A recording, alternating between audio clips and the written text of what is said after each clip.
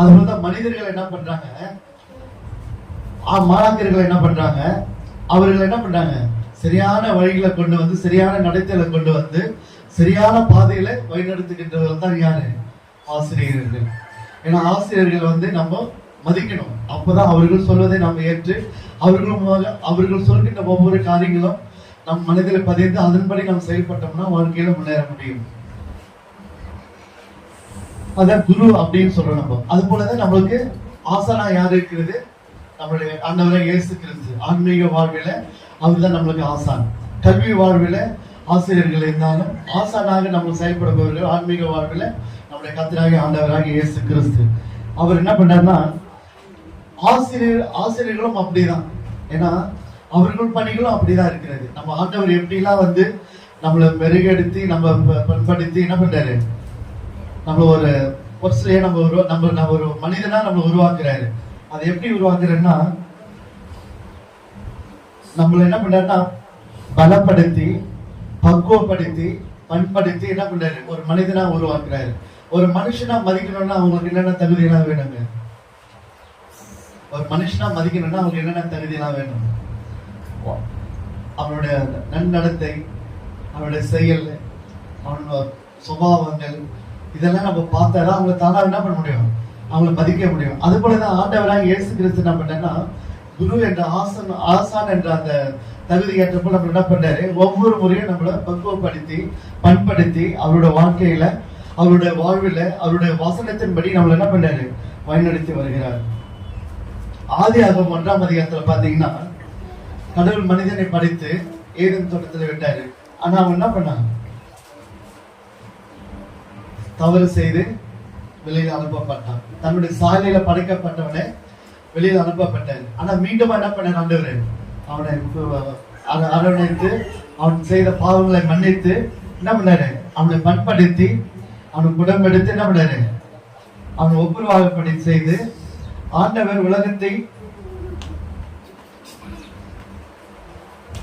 ஆண்டவர் அவர் என்ன பண்ணாரு, உலகத்தை என்ன பண்ணாரு, கரடு முடானா இருந்ததெல்லாம் என்ன பண்ணாரு, சரி செய்து ஒருமுகப்படுத்தி என்ன பண்ணாரு, ஒரு சிற்பமாக அமைத்து மனிதர்களிடம் கொடுத்திருக்கிறாரு. இதை நீ பயன்படுத்தி வாழ்க்கையில சந்தோஷப்படு அப்படின்னு சொல்லிட்டு எல்லாமே கடவுள் கொடுத்திருக்கிறாரு. ஆனா நம்ம என்ன பண்றோம், அது சரியான முறையில நம்ம செயல்படுத்துறோமான்றது நம்ம உணர்ந்து செயல்படுத்த வேண்டும். லூக்கா 1ஆம் அதிகாரம் 14வது வசனம் யாராவது வாசிக்குமா?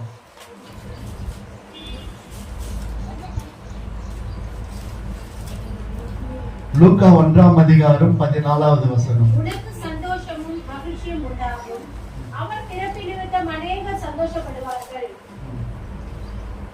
பிறப்பை நிமித்தமா நம்ம என்ன பண்ணோம், நம்ம சந்தோஷப்படணும். அது போலதான் ஆசிரியர்கள் செய்கின்ற பணிகள் நிமித்தமா நம்ம என்ன பண்ணோம், சந்தோஷப்படணும். ஏன்னா அவர் செய்கின்ற பணிகள் உயர்வான பணிகள், புனிதமான ஒரு பணிகள். அப்புறம் இந்த உலகத்துல ஆசிரியர்கள் மாணவர்கள் அப்படின்னு சொன்னா செப்டம்பர் மாதத்துல நமக்கு வர நினைவுகள் என்னது? செப்டம்பர் மாதத்துல என்ன வரும், எப்ப வரும்? செப்டம்பர் 5. ஏன்னா டாக்டர் ராதாகிருஷ்ணன் என்ன பண்ணாரு, அவரோட பிறந்த நாளை வந்து ஆசிரியர் தினமா கொண்டாடப்படுகிறது.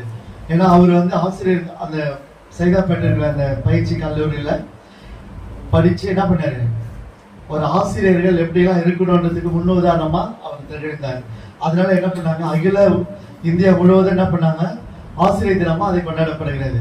அவர் அப்படியாக அவர் செயல்படலன்னா நம்ம சிந்திச்சு இருக்க முடியாது, ஆசிரியர் தினன்றதே வந்திருக்காது. அவர் அந்த அளவுக்கு எஃபெக்ட் கொடுத்து என்ன பண்ணாரு, ஆசிரியர் மாணாக்கர்களை உருவாக்கி இருக்கிறார். ஆசிரியர்கள் எப்படி இருக்கணும்ன்றதுக்கு முன் உதாரணமா இருந்திருக்கிறார், ரோல் மாடல். உங்களுக்கு ரோல் மாடல் யாரு? பிள்ளைக்கு ரோல் மாடல் யாரு? பிள்ளைக்கு ரோல் மாடல் யாருங்க? அப்பா. அதுக்குள்ள ஒவ்வொருத்தருக்கும் ஒரு ரோல் மாடல் இருப்பாங்க, ஒவ்வொருத்தருக்கும் மனசுல பிடிச்சவங்க இருப்பாங்க. அவங்களுபடி செயல்படுறது யாரு? நம்ம. ஆனா நம்ம எல்லாருக்கும் ரோல் மாடல் யாரு? நம்மளை படைத்த ஆண்டவர் இயேசு கிறிஸ்து. அவரு போலதான் நம்ம, அவர் சாயில தான் நம்மளை படிச்சாரு. அவர் போலதான் நம்ம இருக்கணும்னு ஆசைப்படணும்.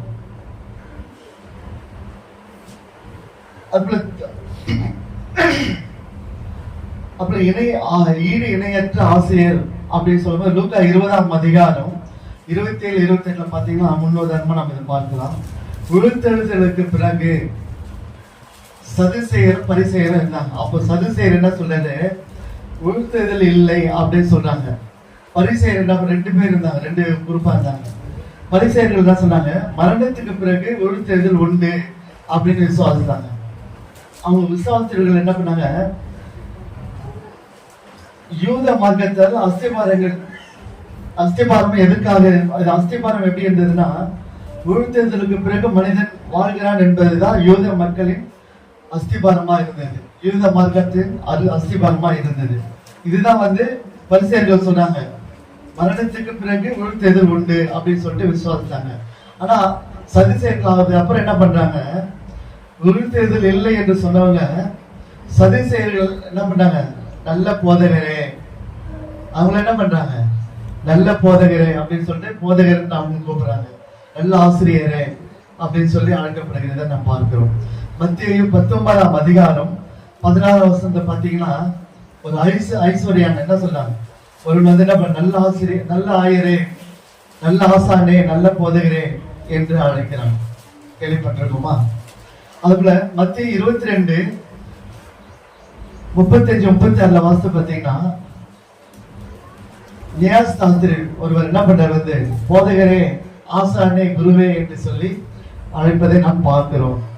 ஏன்னா இதுல இருந்து நமக்கு என்ன தெரியுது அப்படின்னா, உயிர்த்தெழுதல் உண்டு என்றது விசுவாசிக்கிறவர்களுக்கு உயிர்த்தெழுதல் இல்லை என்று விசுவாசிக்கிற அளவுக்கு என்ன பண்ணாரு, கடவுள் போதனை கொடுக்கிறார். லூக்கா 19ஆம் அதிகாரம் 39ஆம் வசனத்தில் பார்த்தீங்கன்னா, போதகரே என்று போதகரே என்று ஏற்றுக்கொண்டார்கள். அவங்க எப்படி ஏற்றுக்கொண்டாங்க, போதகரே என்று சொல்லி எப்படி ஏற்றுக்கிட்டாங்க? மத்தேயு 7:28-29 வாசித்தீங்கன்னா, அவரோட வார்த்தைகள் எப்படி இருந்ததா, ஆணித்தரமா இருந்ததா.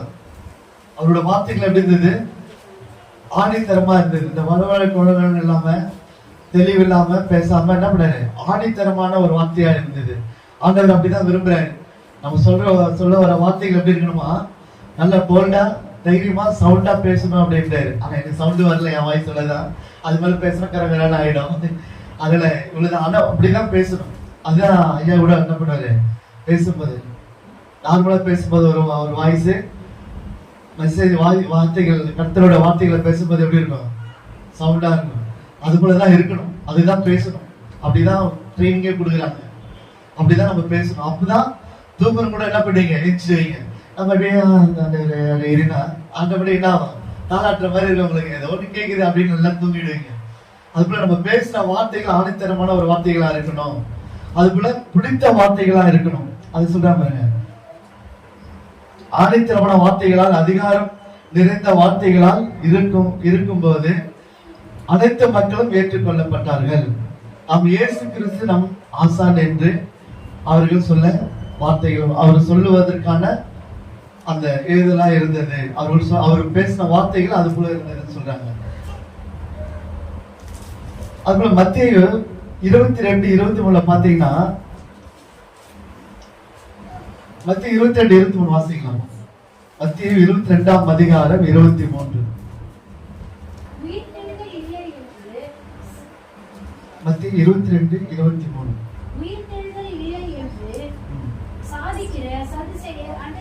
அவரிடத்தில் வந்து, போதகரே, ஒருவன் சந்தானம் இல்லாமல் இருந்து போனால் அவனுடைய சகோதரன் அவன் மனைவியை விவாகம் பண்ணி தன் சகோதரனுக்கு சந்தானம் உண்டாக்க வேண்டும் என்று மோசே சொன்னாரே.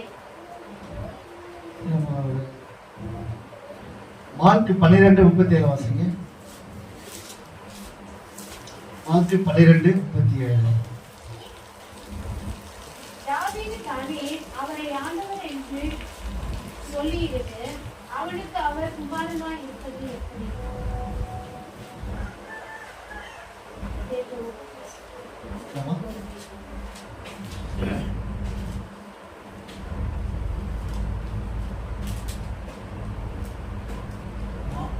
மார்க் 12:37.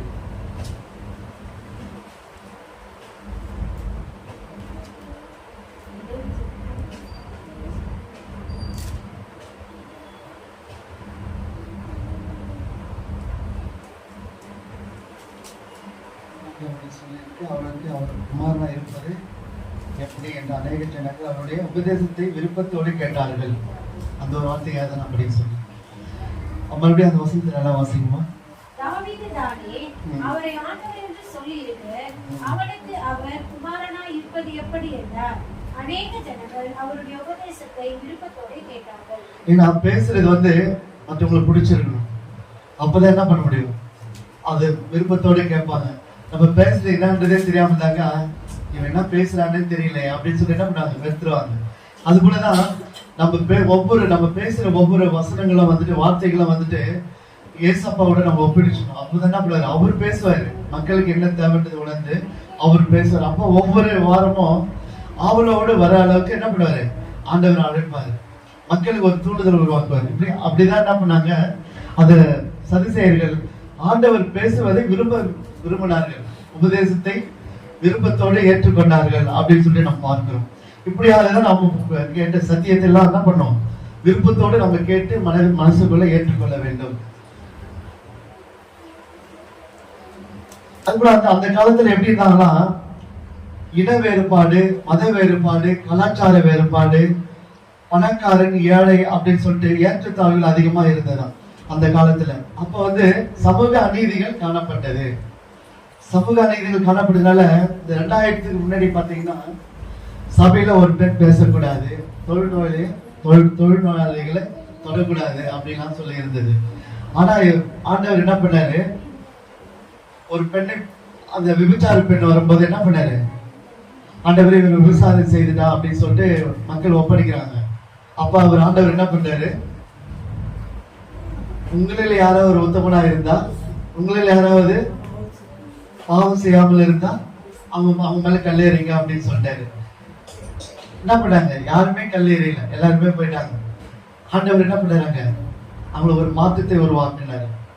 யாருக்கு, அந்த விபச்சார லேடிக்கு. அங்க வந்து என்ன பண்ணாரு, பெண்களுக்கு முக்கியத்துவம் கொடுத்தாரு, பெண்களை மதிச்சாரு. அந்த அடிமையா இருந்தவங்கள என்ன பண்ணாரு, பெண்களுக்கு ஒரு முதலிடம் கொடுத்திருக்கிறாரு. அதான் பெண்களை அங்க மதிக்கிறது அவர் பார்க்கிறார், நம்ம பார்க்கிறோம். அந்த பெண் விடுதலைக்காக ஆண்டவர் அங்கே ஒரு அங்கீகாரத்தை கொடுக்கிறது நாம் பார்க்கிறோம். அப்புறம் ஒரு நல்ல ஆசனாக திகழ்கிறார் என்பதை நாம் உணர்கிறோம்.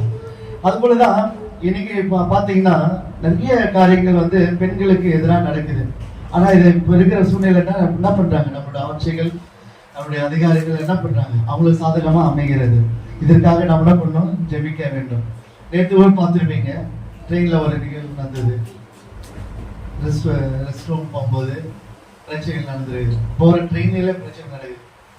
அதான் இனி வருகின்ற நாட்களில் நம்ம என்ன பண்ணணும், நம்முடைய பிள்ளைகள் எல்லாமே அலர்ட்டா இருக்கணும். கர்த்தருக்குள் இருக்கும்போது உங்களுக்கு எதுவும் நேரிடாது.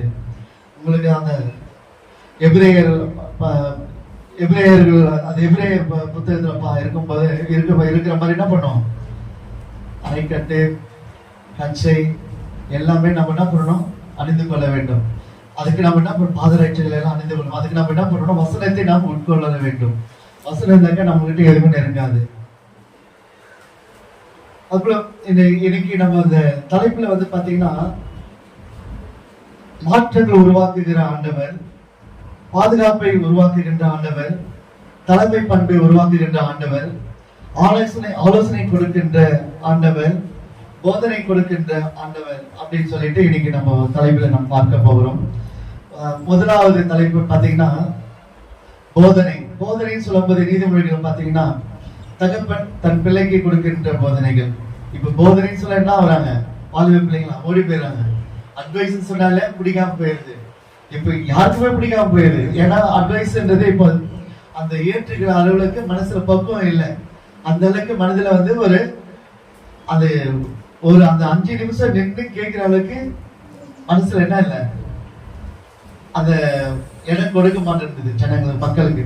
ஏன்னா அது கேட்டு நம்ம செயல்பட்டோம்னா வாழ்க்கையில முன்னேறலாம். இந்த வழியில தான் நீங்க போகணும் அப்படின்னு சொல்லிட்டு என்ன பண்ணுவாங்க, பெரியவர்கள்லாம் வழிகாட்டுவாங்க. அந்த காலத்துல கூட்டு குடும்பத்துல வந்து பெரியவங்களா வழிகாட்டுறது வழியா தான் போகும்போது என்னன்னா எல்லாம் அந்த குடும்பம் சரியான முறையில போய் கொண்டிருக்கிறது. அது போல தன் தகப்பன் பிள்ளைகளை எப்படி பேணி காக்க வேண்டும் என்று அட்வைஸ் பண்றாரு. நீதிமொழிகளை பாத்தீங்கன்னா நீ இப்படிதான் இருக்கணும், அப்படிதான் இருக்கணும்னு சொல்லிட்டு நிறைய வழிகள் சொல்லிட்டே வர. அது போல நம்ம ஆண்டவர் என்ன பண்றாரு, பிள்ளைகள் போதனை கொடுக்கிறாரு. அந்த போதனை வழியா நம்ம வழி நடந்தா சங்கீதம் 1ஆம் அதிகாரம் 1வது வசனத்தின்படி என்ன பண்ணும், வாலிபன் அது வாசிக்கலாம் சிஸ்டர். சங்கீதம் 1ஆம் அதிகாரம் 1வது வசனம். துன்மார்க்கருடைய ஆலோசனையில் நடவாமலும், பாவிகளுடைய வழியில் நில்லாமலும், பரியாசக்காரன் உட்காரும் இடத்தில் உட்காராமலும், கர்த்தருடைய வேதத்தில் பிரியமாயிருந்து இரவும் பகலும் அவருடைய வேதத்தில் தியானமாய் இருக்கிற மனுஷன் பாக்கியவான். ஏன்னா அப்படிதான் இருக்கணும். இரவும் பகலும் தியானிக்கும் போது மற்ற காரியங்கள் எதுவும் நம்மளுக்கு தடைப்படாது, இது வந்து டிஸ்டர்ப் பண்ணாது. அப்ப நம்ம தவறு செய்வதற்கு இடமே வராது. அது அந்த போதனையின் வழியா நம்ம செயல்பட வேண்டும். இரண்டாவது பாத்தீங்கன்னா மாற்றங்களை உருவாக்குகின்ற ஆண்டவர். மாற்றங்களை உருவாக்குகின்ற ஆண்டவர்னா இப்ப பாத்தீங்கன்னா இந்த விபச்சாரத்துக்கு என்ன பண்ணாரு, விபச்சார லேடிக்கு ஒரு மாற்றத்தை கொண்டு வந்தார். அது போல மனம் திருந்திய மைந்தன் அப்படின்னு பாத்தீங்கன்னா நமக்கு கேள்விப்பட்டிருக்கோம். வயிறு தவறி போயிட்டா அப்புறமா திரும்பி வரும்போது என்ன பண்ணாரு, ஓடி போய் என்னுடைய மகனேன்னு சொல்லி என்ன பண்ணாரு, ஓடி போய் என்ன பண்ணாரு, கட்டி அணைத்துக் கொள்கிறார். அத நீதான் என் மகன் அப்படின்னு சொல்லிட்டு என்ன பண்ணாரு, பாவம் செய்துட்டு அவன் தவறு செய்துட்டு போயிருந்தவர் என்ன பண்ணாரு, ஓடி போய் மறுபடியும் மறுவாழ்வு கொடுக்கிறாரு, மாற்று வாக்கத்தை கொடுக்கிறாரு. மாற்றங்களை உருவாக்கத்திற்கு என்ன பண்ணாரு, வழிவகுக்கிறார் தன்னுடைய தகப்பன். மீண்டுமா தன்னுடைய பிள்ளை நல்வழிகளை கொண்டு வருவதற்கு என்ன பண்ணாரு, அவன் செய்த பாவங்களாம் மன்னிச்சுட்டு ஏத்துக்கிறாரு. அந்த மனசு பக்குவம் வரணும். ஆனா யாருக்கு இப்போ அது போல இருக்குதுன்னு தெரியல. சகோதரன் சகோதரிக்கு பிரச்சனை வந்தாலும் என்ன பண்றோம், அதை ஏற்று தன்மை வரல இன்னும். சகோதரன் சகோதரனுக்குள்ள பிரச்சனை வந்தாலும் விட்டு கொடுக்கிற தன்மை இன்னும் வரல.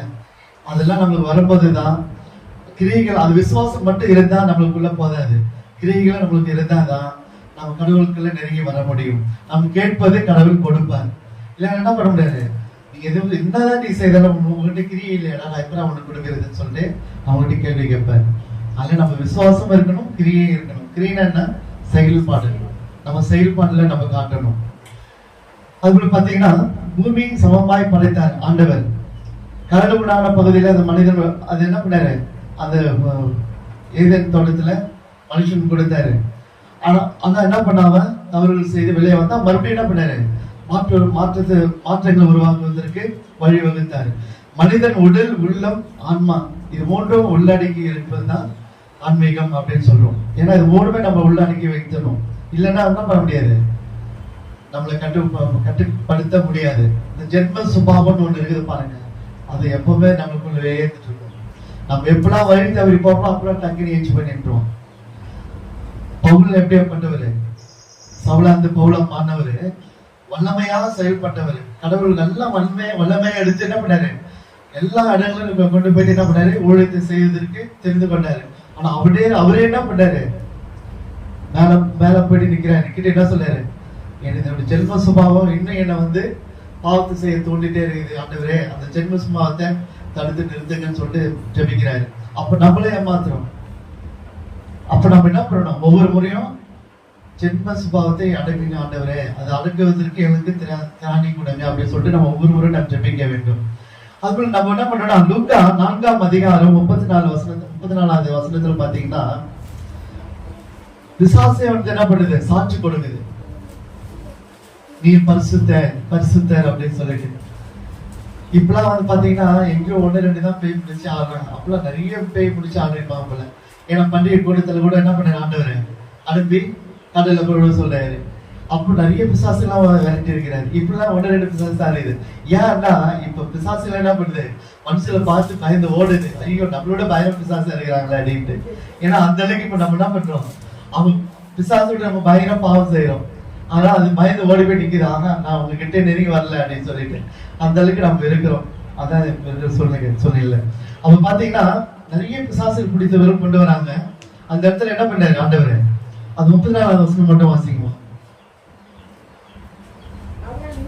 ஐயோ நசரேயனாகிய இயேசுவே, எங்களுக்கும் உமக்கும் என்ன, எங்களை கெடுக்கவா வந்து உம்மை இன்னார் என்று அறிவேன், நீர் தேவனுடைய பரிசுத்தர் என்று உரத்த சத்தமிட்டார்.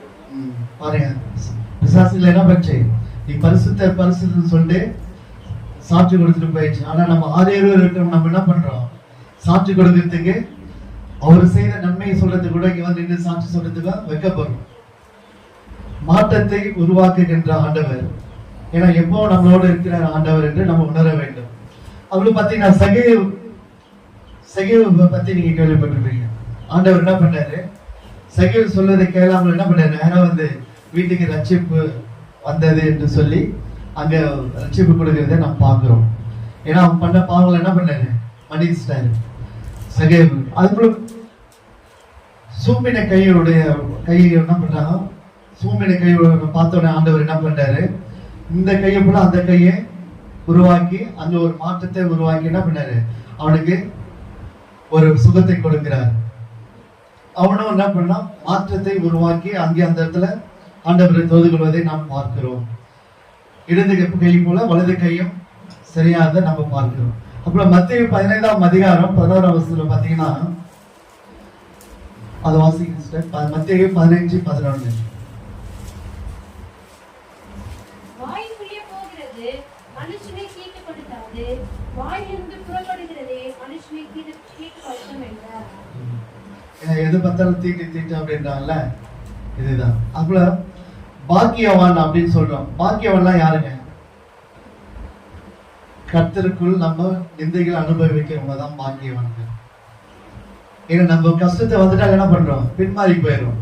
ஐயோ என்னால முடியல, நான் பைபிளும் படிக்க மாட்டேன், ஜபமும் பண்ண மாட்டேன், பைபிள் எடுத்தாலே எனக்கு பிரச்சனைகள் வருது, ஜபம் பண்ணாலே எனக்கு சோதனைகள் வருது அப்படின்னு சொல்லிட்டு என்ன பண்றாங்க, பின்மாறி போறாங்க.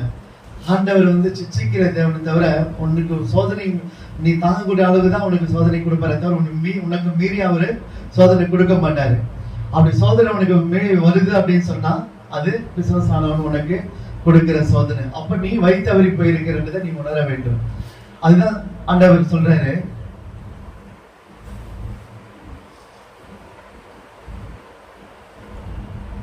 நம்ம எப்பெல்லாம் கஷ்டப்படுறோமோ அப்பெல்லாம் வந்து என்ன பண்ணும், ஆண்டவரை துதிக்க வேண்டும்.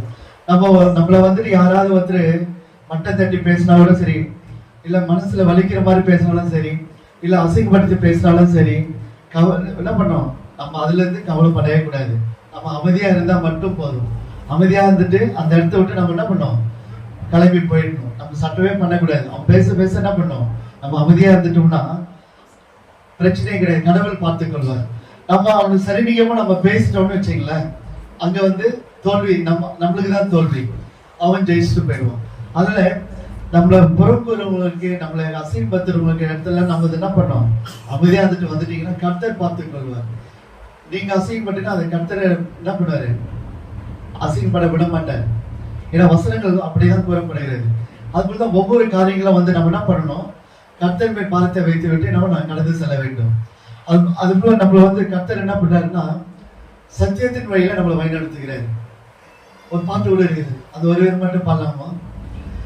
இஸ்ரவேலே பயப்படாதே, நானே உன் தேவன்.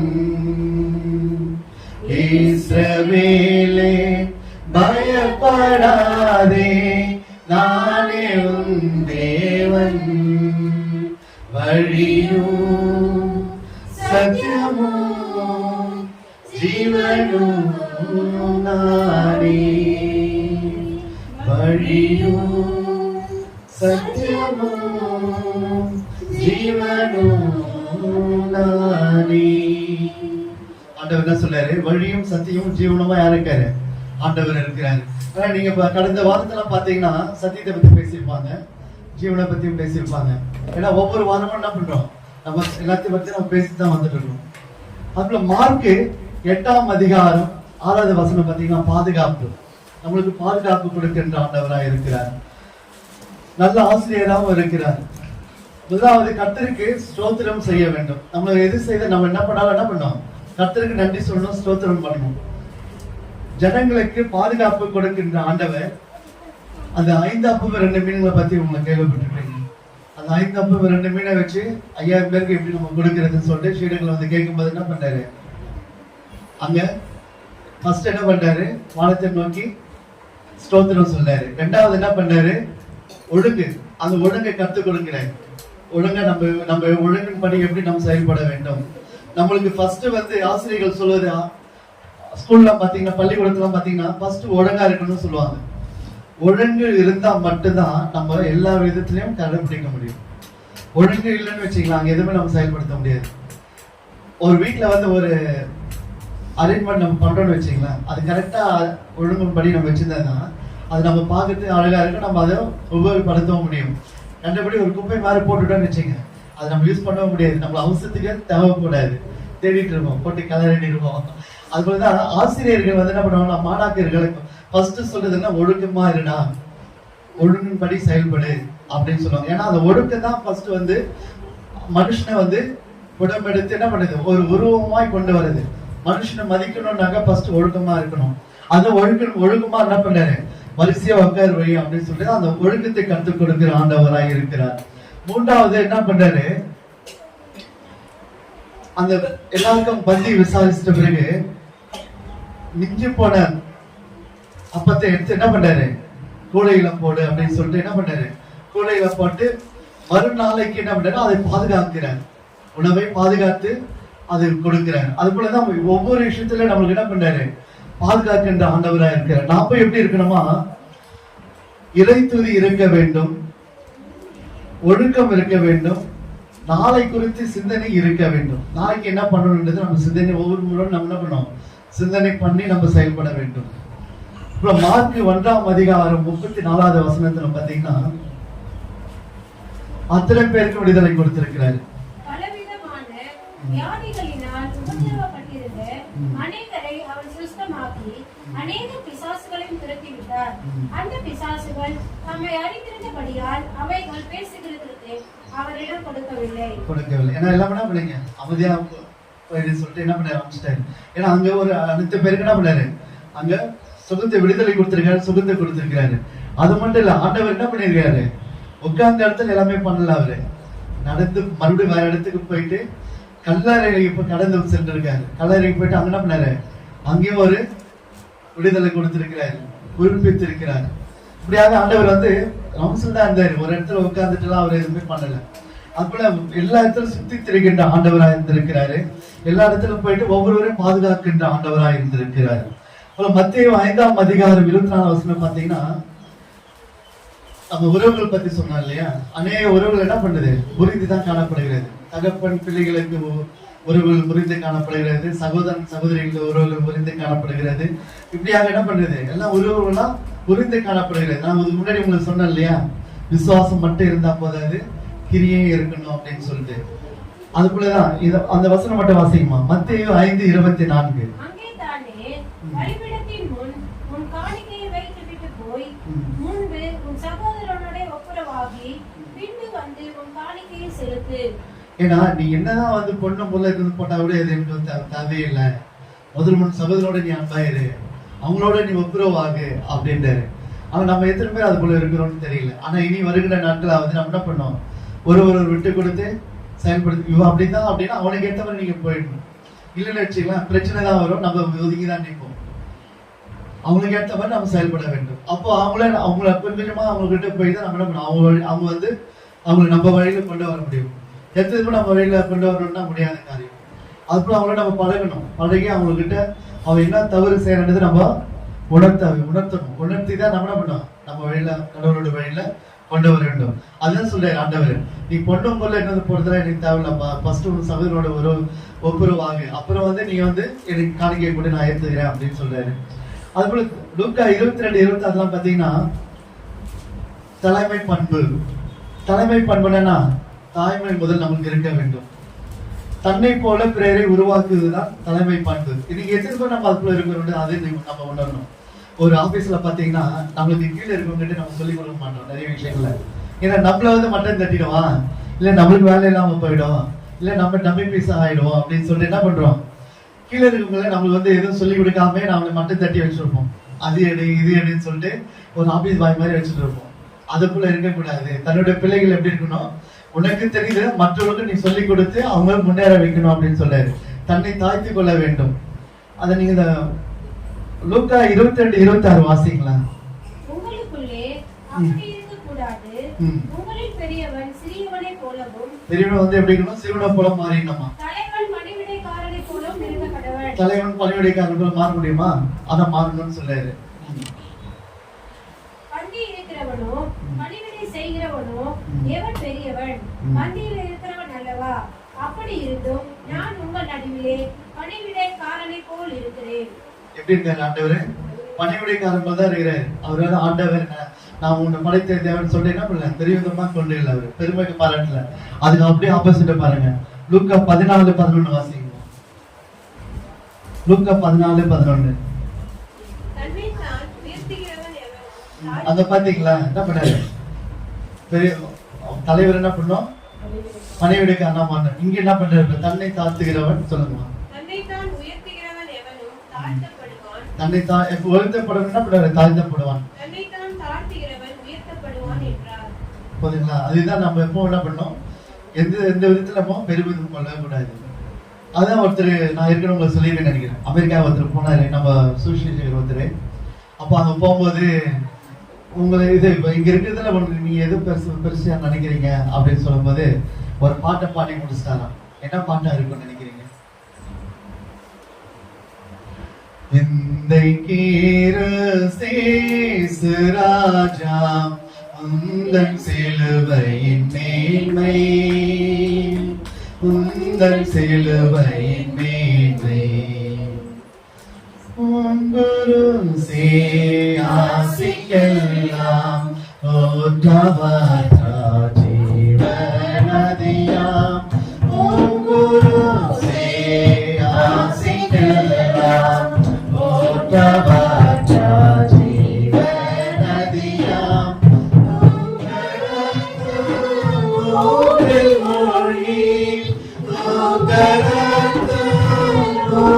மொழி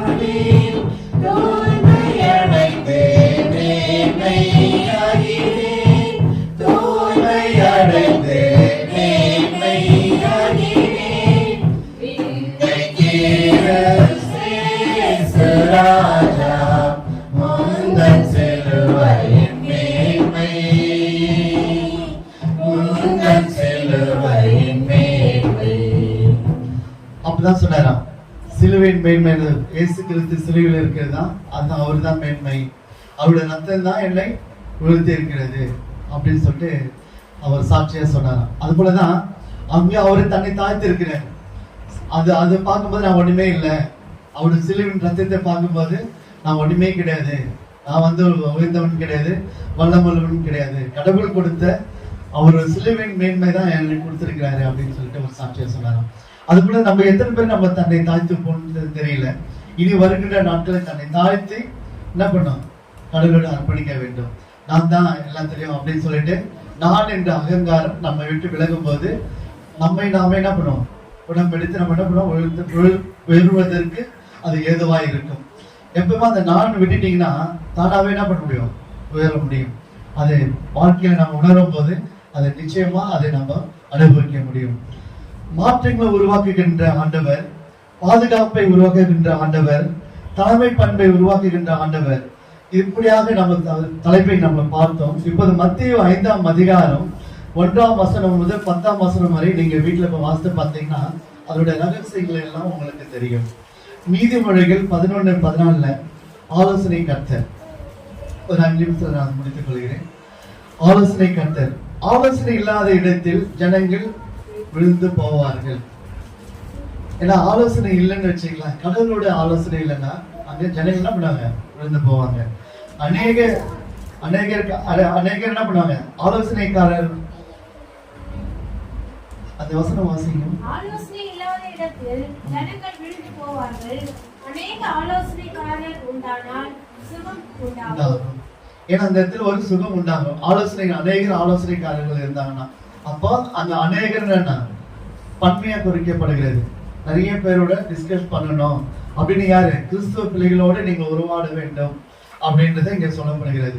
அப்போ அவங்க கிட்ட நீங்க ஒரு காரியத்தை பத்தி நீங்க கேட்டீங்கன்னா கர்த்தர் ஞானத்தை கொடுத்து என்ன பண்ணுவாரு, அவர்களுக்கு உணர வைப்பார். இப்படி பண்ணுங்க அப்படி பண்ணுங்கன்னு சொல்லும் போது ஒரு 4-5 பேர் சேர்ந்து ஒரு ஆலோசனை கொடுக்கும் போது அது நம்ம திருச்சபையில ஆலோசனை கொண்டு நம்ம எதுக்கு போறோம், ஒருத்தர் முடிவு எடுத்து போயிடலாமே, 1000 முடிவு எடுத்துட்டு போயிடலாமே.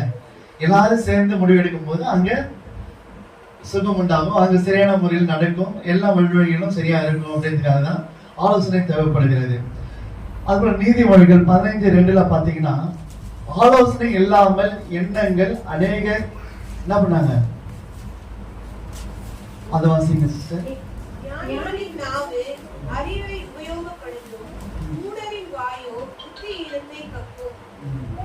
ஏன்னா ஊடகங்கள் என்ன பண்ணாங்க, புத்தி தான் கேட்கணும். அது வந்து நாங்க சரியான முறையில செயல்படுத்த முடியாது.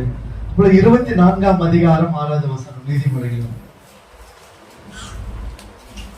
ஆலோசனைக்காரர் அனைவரால் ஜெயம் கிடைக்கும். ஏன்னா ஆலோசனைக்காரர் இருந்தால் தான் என்ன பண்ணுவோம், அது ஜெயம் கிடைக்கும்.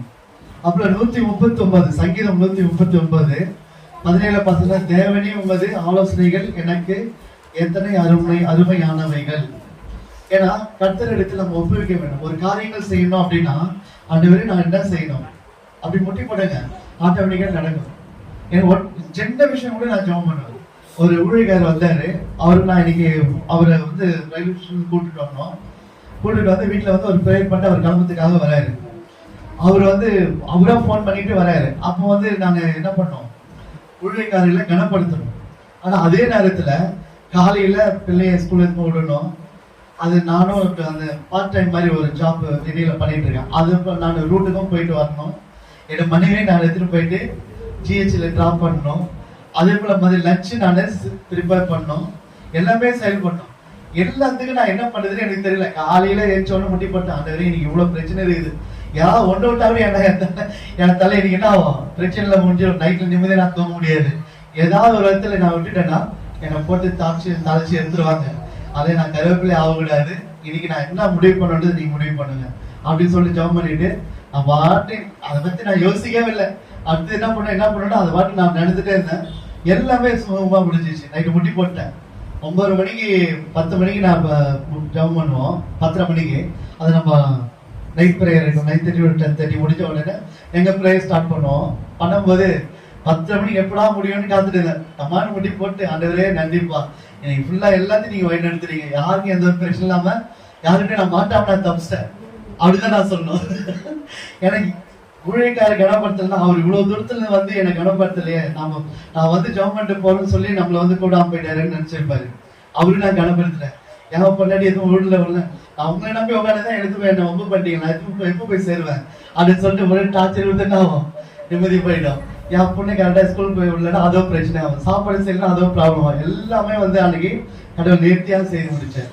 எப்படின்னா நான் இல்லை எதுவும் விட்டுட்டு வந்துட்டேன், சாப்பாடு ரெடி பண்ணிட்டேன். ரெடி பண்ணிட்டு ஒரு ரூட்டு போகும்போது கரெக்டா இப்போ எப்போ ஃபோன் பண்ணாதுன்னு தெரியல, பயத்தோடு போயிட்டு இருந்தேன். கரெக்டாக நான் ரூட்டு முடித்து அவர் ஃபோன் எடுத்து கரெக்டாக இருந்தது. ஐயோ எங்க இருக்கீங்க, நம்மளோட வந்துட்டேன், ரொம்ப சந்தோஷம், அங்கேதான் நிற்கிறேன் வாங்க அப்படின்னு. அவர் ஆட்டோவில் நீங்க வந்து ஆட்டோல இருந்து எனக்கு முன்னாடி போய் கையை பிடிச்சிட்டேன். அது பயங்கர சந்தோஷமாயிடுச்சு.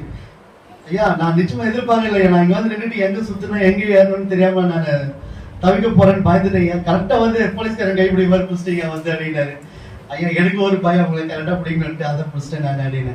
அப்புறம் வீட்டுக்கு கூட்டு வந்து ஜெபம் பண்ணோம்.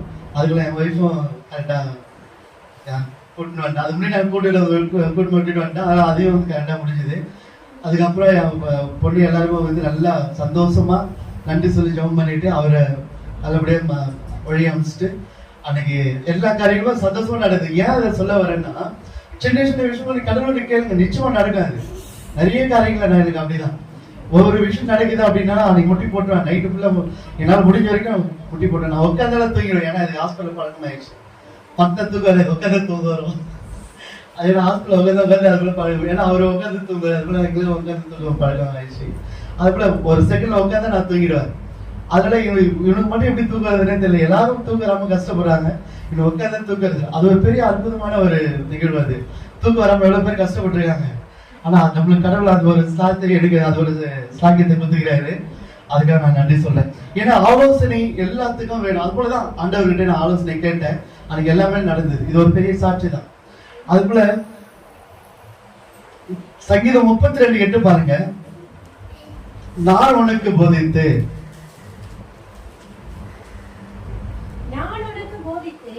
நீ நடக்க வேண்டிய வழியை உனக்கு காட்டுவேன், முன்மேல் என் கண்ணை வைத்து உனக்கு ஆலோசனை சொல்லுவேன். ஒரு பாட்டு இருக்கு, அந்த பாட்டு பாடி முடிச்சிடலாமா இந்த வசனத்துக்கு ஏற்றபடி? ஏன்னா கடவுள் என்ன சொல்லியிருக்காரு பாருங்க, கண்ணை வைத்து உனக்கு ஆலோசனை சொல்லுவேன்னு சொல்லியிருக்காரு.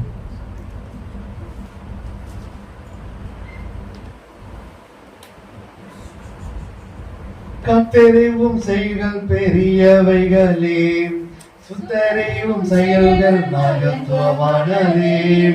கத்தறிவும் செயல்கள் பெரியவைகளே, சுத்தறிவும் செயல்கள் மகத்துவமானதே. என்றுமே கோமே பக்தரின் பேரின்ப பாக்கியமே ஆடைக்கலமே உமதடிமை நானே ஆதரின் பேரே அகமகிழ்ந்தேன் பக்தரி செய்த நன்மைகளையே நித்தம் நித்தம் நான் நினைப்பேன் என்னை என்னும் போதித்து நடத்துபவரே கண்ணை வைத்து ஆலோசனை சொல்லுபவரே என்னை என்றும் போதித்து நடத்துபவரே கண்ணை வைத்து ஆலோசனை சொல்லுபவரே நடக்கும் வழிகளை காட்டுபவரே நம்பி வந்தோடே கிருபை சூழ்ந்து கொள்ளுவேன் ஆடைக்கலமே உமதடிமை நானே ஆதரித்தேனே அகமகிழ்ந்தேன் பக்தரி செய்த நன்மைகளையே நித்தம் நித்தம் நான் நினைப்பேனே. ஸ்தோத்திரம் ஆண்டவரே, நன்றி தகப்பனே. ஆண்டவரே, இந்த நேரத்தில் கூட ஆண்டவரே உடைய வசனத்தை தியானிக்கும்படியாக நீ செய்த கிருபைக்காக உமக்கு நன்றி தகப்பனே. ஆண்டவரே, நீரே எங்கள் வாழ்க்கையில் ஆசானா இருந்து இனி வருகின்ற நாட்கள் கூட கர்த்தாவே நீரே எங்களை வழிநடத்தும்படியாக இந்த நேரத்தில் நாங்கள் மக்கள் கெஞ்சி கொண்டாடி கேட்டுக்கொள்கிறோம் அப்பா. ஆண்டவரே, நீரே ஒவ்வொரு நாளும் அப்பா எங்களோடு இருந்து நாங்கள் என்ன செய்ய வேண்டும் என்று நீர் கட்டளையிடுங்க ஆண்டவரே. ஆசிரியர் பெருமக்களுக்காக நாங்கள் ஜெபிக்கிறோம் ஆண்டவரே. அவர் செய்கின்ற பணிகள் ஆண்டவரே தொடர்ந்து ஆண்டவரே உங்களுடைய நாமத்தினாலே அவர்கள் தொடர்ந்து வல்லமையாய் ஆண்டவரே மாணாக்கள் மத்தியிலே அவர்கள் தொடர்ந்து அவர்கள் பணிகளை தொடர்ந்து செயல்படுத்தும்படியாக நீ ஆசீர்வதிங்க ஆண்டவரே. அவர்கள் குடும்பத்தாரையும் நீ ஆசீர்வதிங்க தகப்பனே. இந்த நேரத்தில் கூட ஆண்டவரே நீர் எங்களோடு பேசினீர் என்று நாங்கள் விசுவாசிக்கிறோம் அப்பா. ஆண்டவரே, திருச்சபை மக்கள் ஒவ்வொருவரும் ஆண்டவரே எந்த நோக்கத்தோடு வந்திருக்கிறார்களோ அந்த நோக்கம் நிறைவேறும்படியாக நீர் ஆசீர்வதிங்க. வராத மக்களையும் ஆண்டவரே இனி வருகின்ற நாட்களில் ஆண்டவரை கொண்டு வந்து சேருங்க அப்பா. ஆண்டவரே, திருச்சபை வருவது நல்லது என்று ஒவ்வொருவரும் உணரும்படியாக நீ ஆசீர்வதிங்க ஆண்டவரே. திருச்சபையின் ஆயருக்காக நாம் ஜெபிக்கிறோம் ஆண்டவரே. குடும்பத்திற்காகவும் நாங்கள் ஜெபிக்கிறோம் ஆண்டவரே. குடும்பத்தில் ஆண்டவரே ஆயருடைய பிள்ளைகளுக்காகவும் நாங்கள் ஜெபிக்கிறோம் ராஜா. அவர்களையும் கூட கர்த்தாவே நீர் ஆசீர்வதித்து வழிநடத்துங்க. அவர்களோடு இருந்து ஒவ்வொரு நாளும் அவர்கள் செய்கின்ற ஊழியத்திலும் கூட கர்த்தாவே இருந்து அவர்களை பலப்படுத்தி அவர்கள் உடல் சுகத்தை பலத்தை நீர் கொடுத்து நீர் ஆசீர்வதிங்க. துதி கன மகிமை எல்லாம் உமக்கு ஆண்டவரே. இயேசு கிறிஸ்துவின் நாமத்தினாலே ஜெபிக்கிறோம் எங்கள் ஜீவனுள்ள நல்ல பிதாவே, ஆமென்.